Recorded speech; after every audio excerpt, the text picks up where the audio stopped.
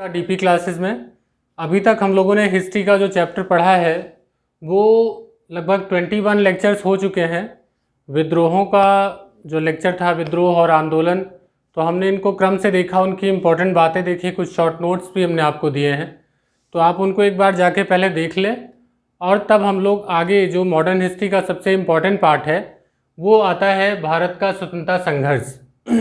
जब आप सिलेबस देखते हैं, चाहे वो सिविल सर्विस का हो, यूपीएससी का, या फिर आप उत्तर प्रदेश लोक सेवा आयोग या फिर जो आपके अन्य लोक सेवा आयोग हैं उनका सिलेबस देखते हैं, तो हिस्ट्री में आता है आधुनिक भारत का इतिहास एवं राष्ट्रीय आंदोलन। तो आधुनिक भारत का इतिहास तो लगभग आपने अभी तक देखा। अब जो भारतीय राष्ट्रीय आंदोलन है वो यहाँ से शुरू होता है। तो आपको बता दें कि मॉडर्न हिस्ट्री तो वैसे ही अपने आप में इतने सारे क्वेश्चंस, लगभग 18 से 20 क्वेश्चंस आते हैं, लेकिन उसमें भी जो राष्ट्रीय आंदोलन है उससे पूरे हिस्ट्री का आधा भाग आता है। तो यहाँ आज इसका जो क्रम है ये लगातार शुरू होगा। आप देखेंगे कि मैं आपको इसको 1885 से लेकर के 1947 यानी कि 1950 तक का जो पूरा हिस्ट्री है वो आपको क्रम से पढ़ाऊँगा। तो आप देखें कि 1885 से 1950 जब आपका संविधान लागू हो जाता है, तो संविधान के निर्माण तक का जो दौर है, इसके बीच में जो भी आपके राष्ट्रीय आंदोलन हुए हैं उनको हम क्रम से समझेंगे। तो आज का लेक्चर न केवल इम्पॉर्टेंट है बल्कि इस बात के लिए भी इम्पॉर्टेंट है कि इसको आप आज से शुरू करें। आप आज के बाद आने वाले जो भी लेक्चर्स हैं वो आपको ईजिली तभी याद होंगे जब आप इनको अच्छे से पढ़ लें। तो आइए शुरू करते हैं हम लोग अपना इसमें पहला लेक्चर, भारत का स्वतंत्रता संघर्ष जो है हमारा वो प्रथम चरण। अब इसे प्रथम चरण, द्वितीय चरण कैसे इसको बांटेंगे, तो इसको हम लोग कंटिन्यूअसली पढ़ते जाएंगे और आपको समझाते चलेंगे कि कैसे कैसे कहाँ कहाँ पर मेन पड़ाव पढ़ते हैं। तो उस पर ज़्यादा समय न नष्ट करते हुए हम अपने एग्ज़ाम के कंटेंट जो है उन पर आगे बढ़ेंगे। एक दौर है 1885 से 1905। दोस्तों, जो आपके लाइक्स एंड कमेंट्स हैं वो हमें मोटिवेट करते हैं कि हम आपके लिए अच्छे वीडियोस, अच्छे लेक्चर्स लेके आएँ। आप सभी पता है कि आप सभी बहुत सारे लेक्चर्स को देखते हैं, तो आप उनको देखें, कहीं से भी देखें, लेकिन मेरा उद्देश्य ये है कि जब आप परीक्षा के पहले जाएं तो आप इन लेक्चर्स को एक बार पूरा ज़रूर देखें। क्यों? क्योंकि ये एक बुक पढ़ने के बराबर ही होगा। ये आप जिन्होंने देखा है हमारे लेक्चर्स वो इस बात को समझ सकते हैं। तो जब आपके पास समय कम हो, अगर आपकी परीक्षा को 15 से 20 दिन बचे हैं, जैसे कि अभी आपकी पीसीएस की परीक्षा होने वाली है, तो उस टाइम में आप इस वीडियो को बहुत शॉर्ट टाइम में, प्लेबैक स्पीड भी अगर आप चाहें तो बढ़ा करके, आप बहुत आसानी से इसको देखेंगे और आपको बहुत सारी चीज़ें रिवाइज हो जाएंगी एक स्टोरी के क्रम में। तो उनको देखें और अगर आपको ये पसंद आता है तो इसे लाइक करें और चैनल को अभी तक आपने सब्सक्राइब नहीं किया तो सब्सक्राइब कर लें, क्योंकि जो ये हमारे वीडियोज़ हैं ये कंटिन्यूअसली अपलोड होते हैं। तो इससे आपको क्या होगा, जैसे ही अपलोड होगा वो आपको तुरंत मिल जाएगा। आइए शुरू करते हैं। उदारवादी युग। आप सभी अवगत हैं कि जो भारतीय राष्ट्रीय कांग्रेस की स्थापना होती है वो 1885 में होती है। एक शॉर्ट लेक्चर मैं इस पर आगे लेके आऊँगा, जो कांग्रेस के पहले के कुछ संगठन हैं तो उनको लेके एक शॉर्ट लेक्चर लेके आऊँगा। अभी हम लोग यहाँ से अपना शुरू करते हैं। 1885 में कांग्रेस की जो स्थापना होती है, इसको लेकर के कई सवाल आते हैं। दरअसल केवल एक ही बात इम्पॉर्टेंट नहीं है कि भारतीय राष्ट्रीय कांग्रेस की स्थापना कब हुई, तो ये डेट तो आपको याद ही हो। अब हमने यहाँ पर इसके जो ऑब्जेक्टिव टाइप पॉइंट्स हैं उनको और साथ में इसके जो एम हैं उनको लेकर के बात करी है और इसका विकास क्रम देखा है कि किस प्रकार जो उदारवादी चरण है कांग्रेस की स्थापना होती है, फिर कैसे वो उनके संबंध सरकार के साथ होते हैं और फिर आंदोलन की दिशा में कैसे बढ़ जाती है ये पार्टी। तो अगर देखें तो 28 दिसंबर 1885 ये डेट इम्पॉर्टेंट है, क्योंकि इस दिन बम्बई के ग्वालियर टैंक स्थित गोकुलदास तेजपाल संस्कृत कॉलेज में एक बैठक होती है जिसमें 72 प्रतिनिधि भाग लेते हैं और वहीं पर स्थापना होती है भारतीय राष्ट्रीय कांग्रेस की। इसके जो संस्थापक होते हैं वो होते हैं एलन ऑक्टेवियन ह्यूम। यहाँ हमने पूरा नाम लिख रखा है, आपको शॉर्ट में AO ह्यूम नाम मिलेगा। अब इसके साथ ही आप याद रखें कि ये जो कि प्रथम सम्मेलन है तो इसके अध्यक्ष जो हैं, क्योंकि हर सम्मेलनों के अध्यक्ष हमेशा पूछे जाते रहे हैं, तो इसके जो अध्यक्ष थे वो थे व्योमेश चंद्र बनर्जी, और अक्सर कर इनका शॉर्ट नाम मिलता है WC बनर्जी। तो पूरे नाम के साथ साथ भी आप इसको याद रखें, व्योमेश चंद्र बनर्जी। ये एक इम्पॉर्टेंट पॉइंट है, फैक्ट हैं जो हमेशा पूछे जाते हैं इनके स्थान को लेकर के, डेट को लेकर के। अब होता क्या है इसमें, तो दरअसल इसमें ज़्यादातर जो थे वकील और पत्रकार थे।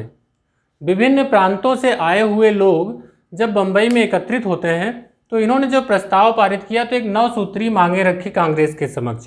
प्रथम सम्मेलन जो था उन मांगों में क्या था, पहले उनको देखते हैं। तो इनकी दरअसल जो मांगें थी वो ये थी कि एक रॉयल कमीशन गठित किया जाए।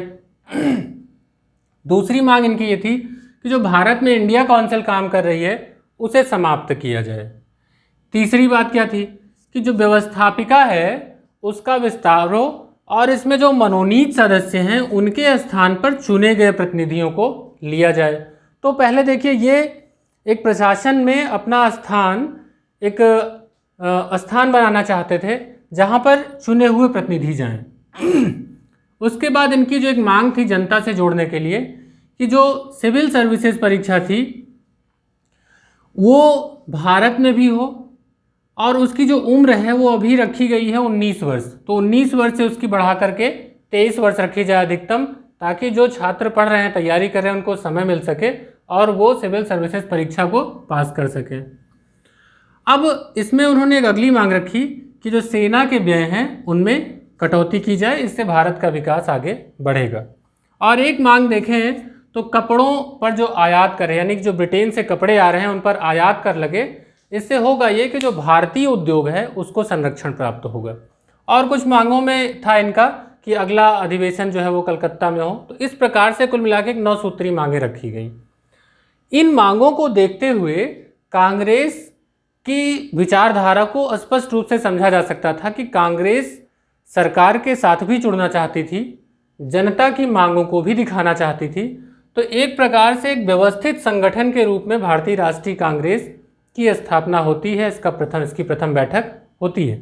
तो अगर स्टेटमेंट बेस अभी जो हाल के 4-5 एग्ज़ाम हुए हैं, आयोग के पिछले 1-2 एग्ज़ाम ले लें, चाहे वो पिछले 2 एग्ज़ाम उत्तर प्रदेश लोक सेवा आयोग की PCS परीक्षाओं के हों, या फिर आप समीक्षा अधिकारी का एग्ज़ाम देख लें, या संघ लोक सेवा आयोग में तो शुरू से है पिछले 3 सालों से, 4 सालों से, जो स्टेटमेंट बेस्ड क्वेश्चंस हैं उनके बनने का क्रम लगातार जारी है।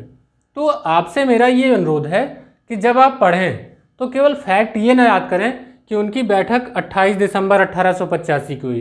अब आप उसके बारे में कम से कम 3-4 स्टेटमेंट याद रखें, उनकी मांगें क्या थी, उनकी बैठक कौन होती है, प्रतिनिधि कितने थे। तो इनसे संबंधित एक ओवरव्यू आपके पास होना चाहिए, क्योंकि जब स्टेटमेंट आता है कि पहला सही है, दूसरा सही है, एक दोनों सही है, तो जब इस तरीके के आते हैं तो आप उनको शॉर्ट आउट तभी कर पाएंगे जब आप उनका एक ओवरव्यू होगा।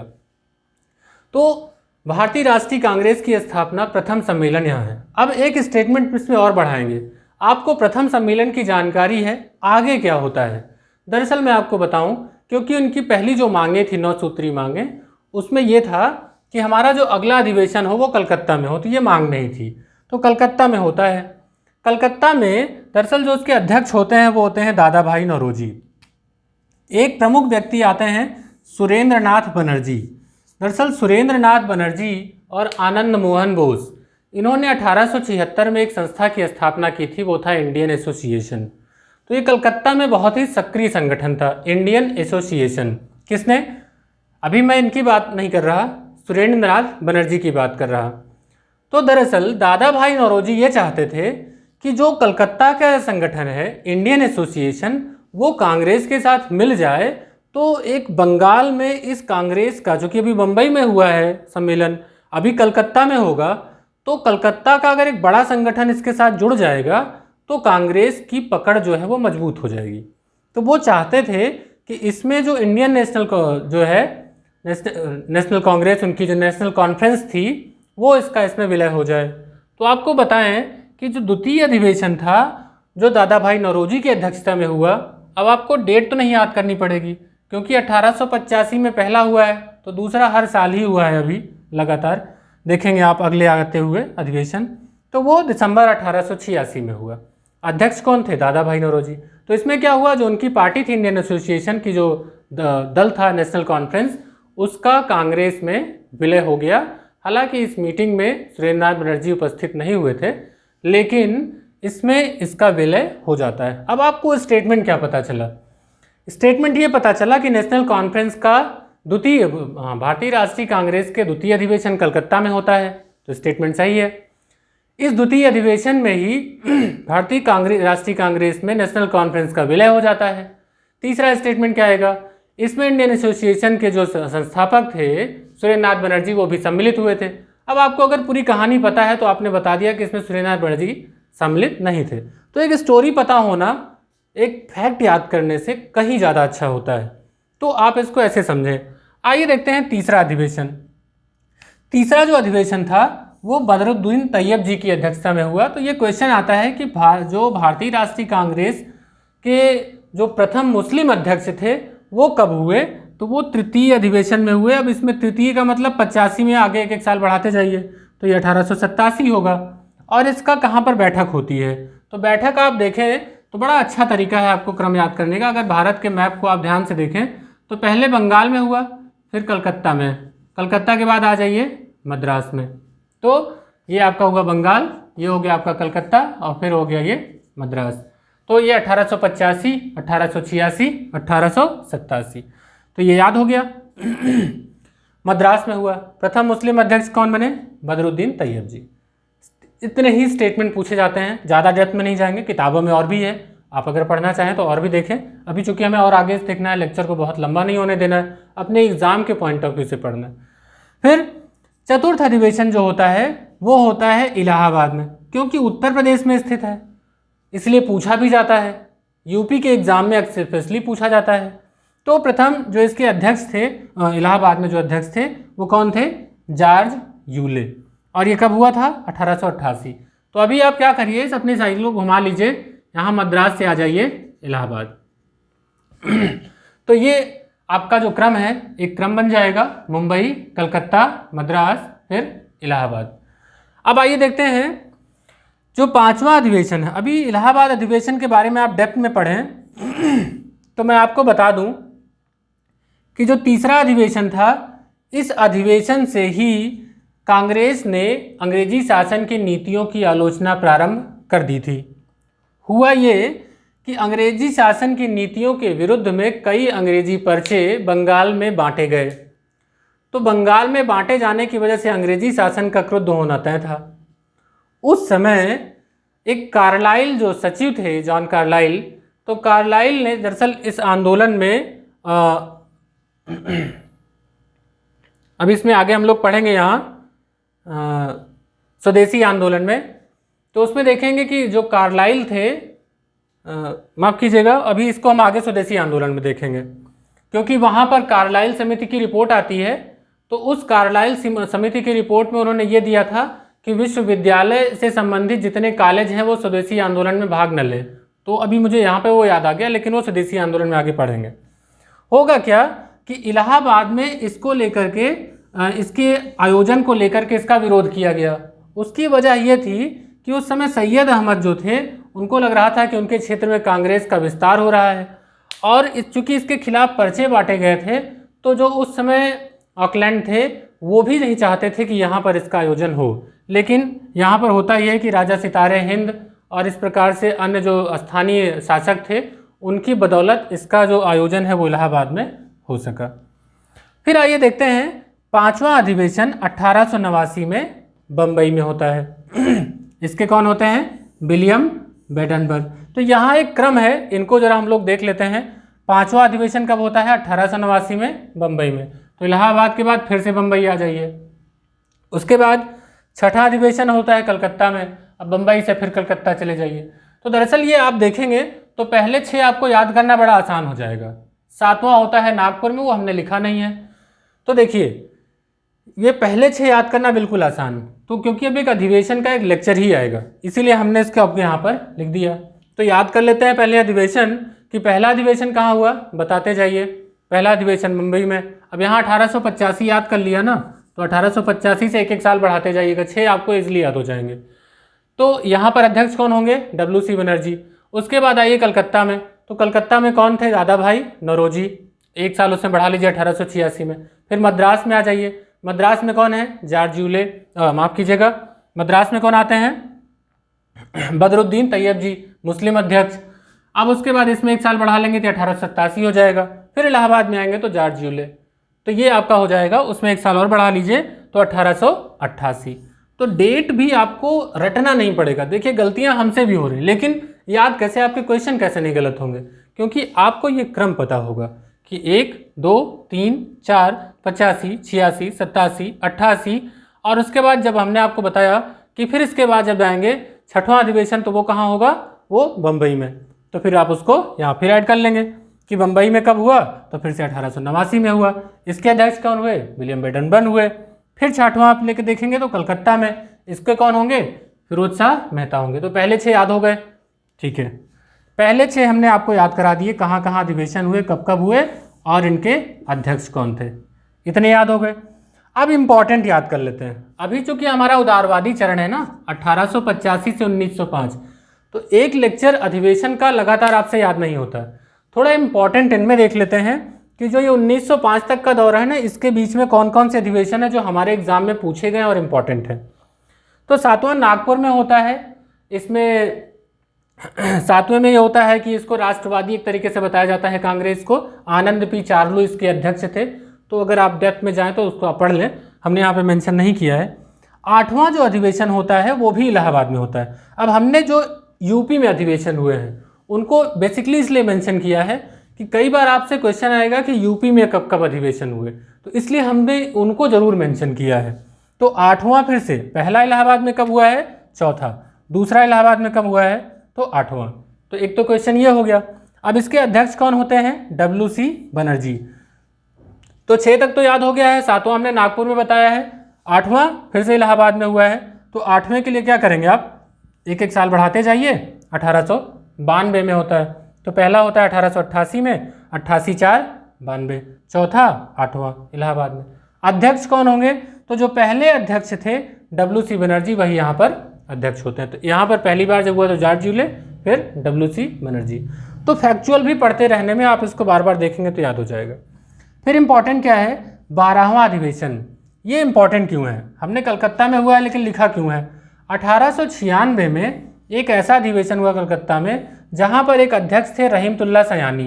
देखिए एक मुस्लिम है, लेकिन ये प्रसिद्ध क्यों है? दरअसल इसी अधिवेशन में पहली बार वंदे मातरम गीत गाया गया। तो ये इंपॉर्टेंट काहे लिए है? वंदे मातरम गीत के लिए कि इसी में गाया गया। ये क्वेश्चन बहुत बार पूछा गया है कि कांग्रेस से किस अधिवेशन में प्रथम बार वंदे मातरम गीत प्रस्तुत किया गया, तो वो 12वां अधिवेशन था। अध्यक्षता किसकी थी ये भी पूछे गए हैं, रहीमतुल्लाह सयानी। और कब? 1896 में कलकत्ता में। तो अगर आपने इसका क्रम याद रखा है तो आपके क्वेश्चन हल हो जाएंगे। अब 2 यूपी में है, इनको फटाफट देख लेते हैं। एक 15वां, एक 21वां। 15वां कहाँ हुआ? 1899 में लखनऊ में, रमेश चंद्र दत्त। कोई खास इंपॉर्टेंट बात ऐसे नहीं याद करनी।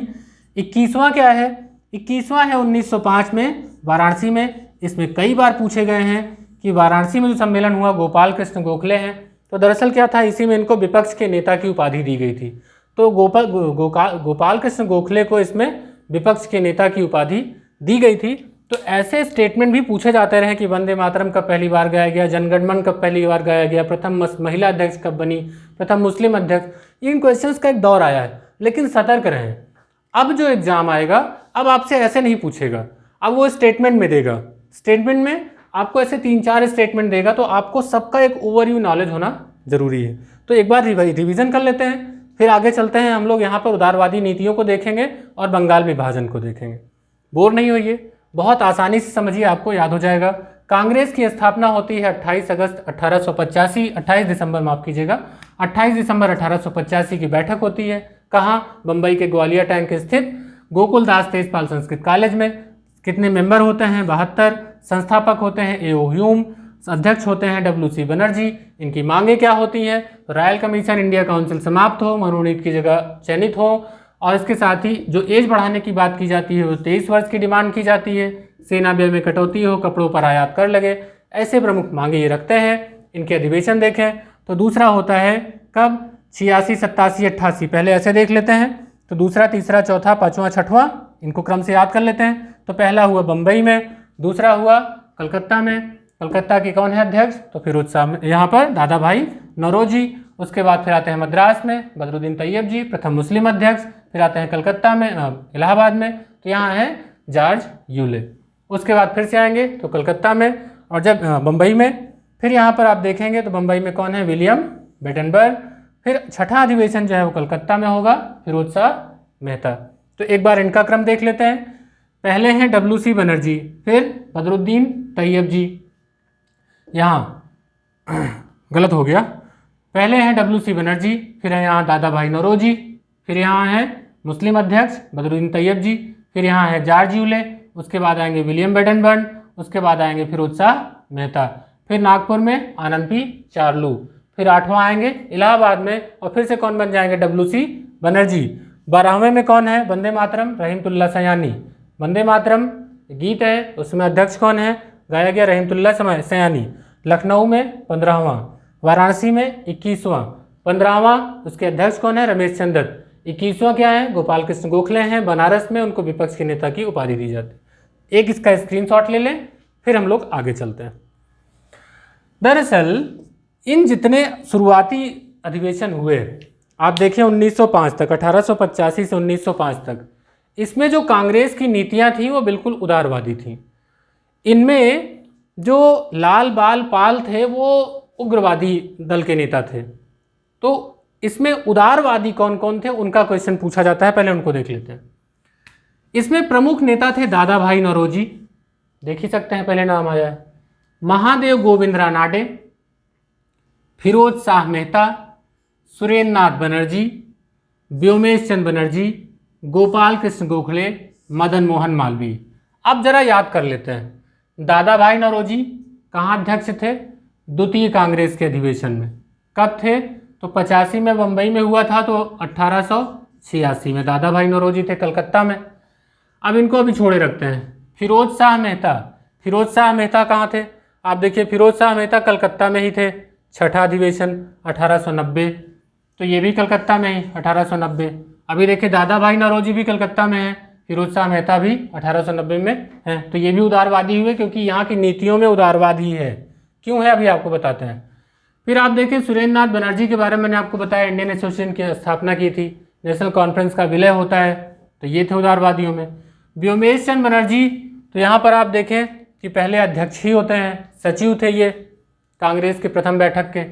गोपाल कृष्ण गोखले, तो आप ये देखें 1905 में ये अध्यक्ष हैं। मदन मोहन मालवीय, अब आपको अलग से नाम कौन याद करने हैं, महादेव गोविंद रानाडे, मदन मोहन मालवीय और सुरेंद्र नाथ बनर्जी। तो उदारवादी नेता ये प्रमुख थे। ये क्वेश्चन पूछा जाता है कि इनमें कौन कौन से उदारवादी नेता थे, तो याद हो गया होगा मुझे लगता है। आइए आगे चलते हैं, देखते हैं इनको उदारवादी क्यों कहा गया। दरअसल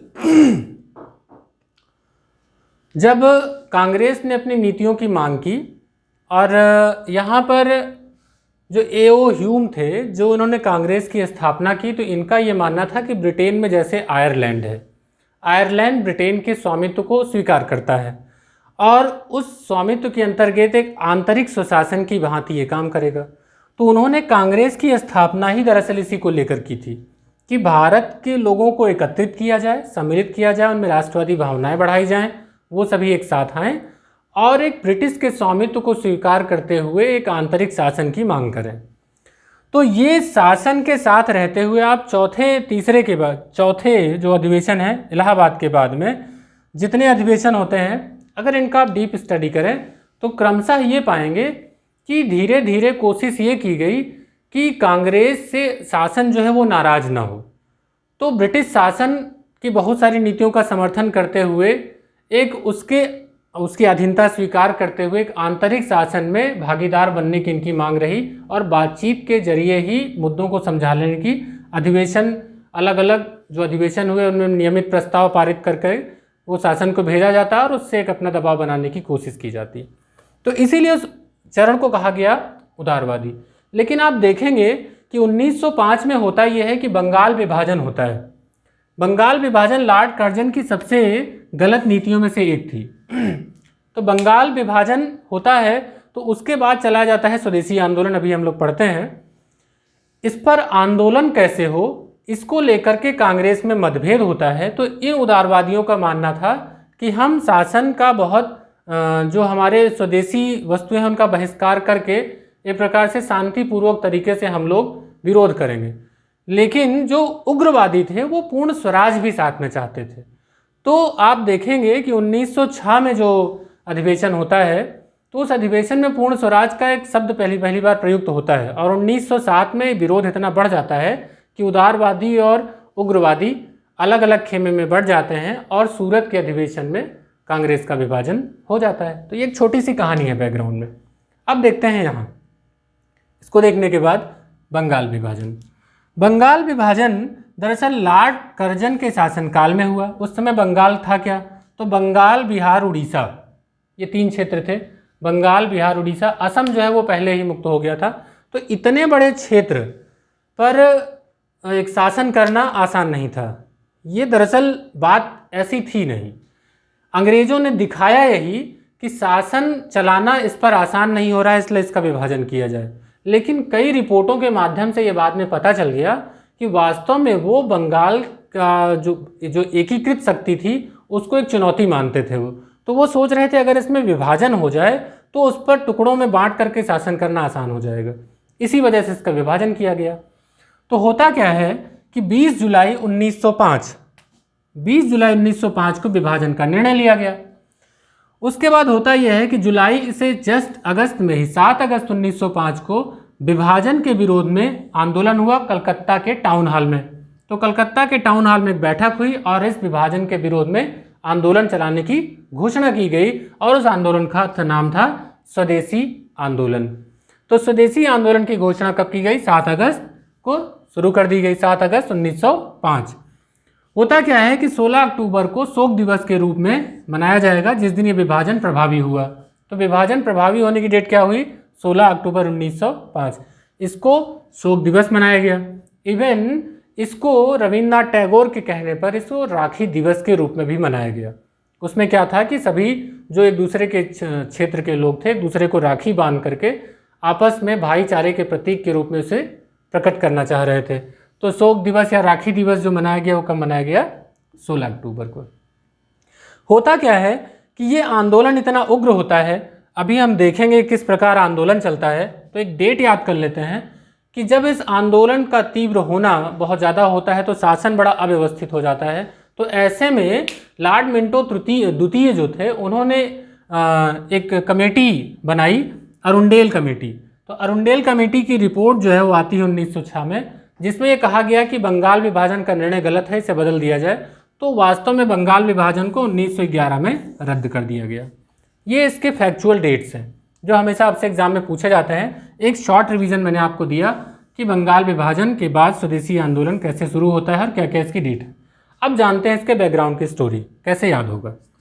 बंगाल विभाजन दरअसल होता क्या है कि बंगाल विभाजन के विरुद्ध जब यहाँ 7 अगस्त को विभाजन के विरोध में आंदोलन प्रारंभ होता है, कलकत्ता में स्वदेशी आंदोलन की घोषणा होती है कलकत्ता के टाउन हॉल में, तो इसको फैलाने का जो श्रेय है वो अलग अलग नेतृत्व को दिया गया। पुणे में देखा जाए, महाराष्ट्र पुणे में, तो बंगाल जो बाल गंगाधर तिलक हैं उनकी पुत्री थी, तो उन्होंने पुणे और महाराष्ट्र के क्षेत्र में इसको स्वदेशी आंदोलन को आगे बढ़ाया।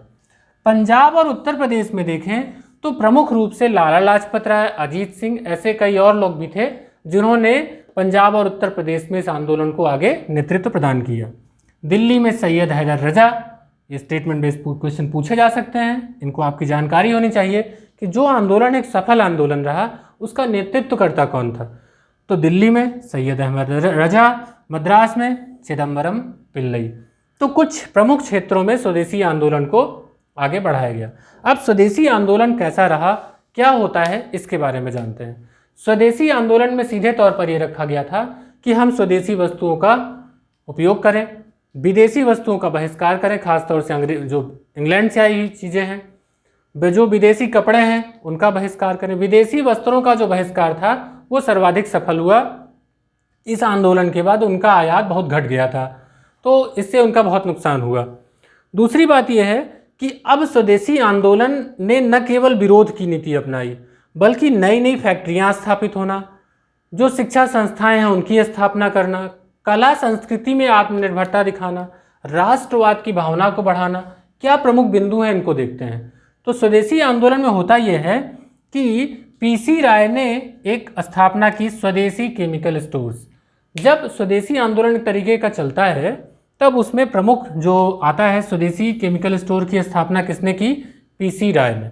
इसी तरीके से देखें तो तकनीकी शिक्षा के रूप में बंगाल इंस्टीट्यूट की स्थापना होती है, बंगाल नेशनल कॉलेज की स्थापना होती है, इसके प्राचार्य अरविंद घोष बनाए जाते हैं, और राष्ट्रीय शिक्षा परिषद की स्थापना होती है 15 अगस्त 1906 में। तो आप देखें कि हर तरीके से एक आत्मनिर्भरता आती है स्वदेशी आंदोलन की। इसी तरीके से जो अवनींद्रनाथ टैगोर हैं, ये क्वेश्चन बहुत बार पूछा गया है, ये स्थापना करते हैं Indian society of oriental arts की। और इसके साथ ही अगर राष्ट्रवादी भावनाओं को देखें तो रविन्द्रनाथ टैगोर द्वारा रचित आमार सोनार बंगला गीत इसी समय गाया गया। आमार सोनार बंगला आप जानते हैं कि जब बांग्लादेश 1971 में स्वतंत्र हुआ तो वहाँ का राष्ट्रीय गीत बना। तो आमार सोनार बंगला इसी स्वदेशी आंदोलन के समय ज़्यादा लोकप्रिय हुआ। इसमें एक जो स्वयंसेवी संगठन है वो भी इम्पोर्टेंट था, वो था दरअसल अश्विनी कुमार दत्त, ये एक अध्यापक थे।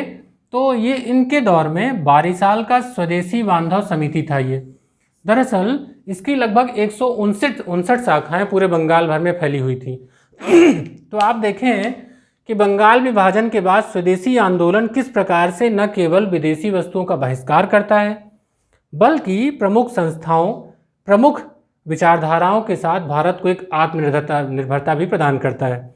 तो इनकी वजह से होता क्या है कि ब्रिटिश जो सरकार है वो बैकफुट पे जाती है और 1906 में मिंटो द्वितीय जो है वायसराय, उन्होंने एक कमेटी गठित की, अरुंडेल कमेटी।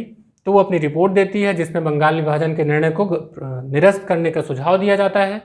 फिर होता क्या है कि 1911 में जॉर्ज पंचम आते हैं और शाही सभा बुलाई जाती है। उसमें ये निर्णय किया जाता है कि 1911 में बंगाल विभाजन को रद्द कर दिया जाता है, लेकिन ये निर्धारित कर दिया गया कि कलकत्ता से राजधानी को उठाकर दिल्ली स्थानांतरित कर दिया जाएगा। तो 1912 में दिल्ली भारत की राजधानी बन जाती है। हमने एक बहुत अच्छा क्रम देखा कि राष्ट्रीय कांग्रेस की स्थापना होती है और भारत की राजधानी बदलने तक का क्रम हमने बहुत क्रम से यहाँ पर पढ़ा है। तो दोस्तों हम लोग ऐसे ही सारे लेक्चर्स को अच्छे से कंटिन्यू करेंगे। पसंद आए तो लाइक करिएगा वीडियो और अपने दोस्तों के साथ शेयर करिएगा। जो इससे रिलेटेड क्वेश्चंस हैं उन क्वेश्चंस को एक बार आप हल करिए। आप देखिए कि क्या मेरे पढ़ाने के बाद आप उन क्वेश्चंस को हल कर पा रहे हैं या नहीं। तो मिलते हैं अगले लेक्चर में, जो इसका द्वितीय चरण है उसको लेकर के देखते हैं कि किस प्रकार 1906 के बाद 1907 में कांग्रेस का विभाजन होता है और उसके बाद क्या होता है, कौन कौन सी प्रमुख घटनाएं आती हैं, उनको हम लोग पढ़ेंगे। मिलते हैं अगले वीडियो में, तब तक के लिए गुड बाय।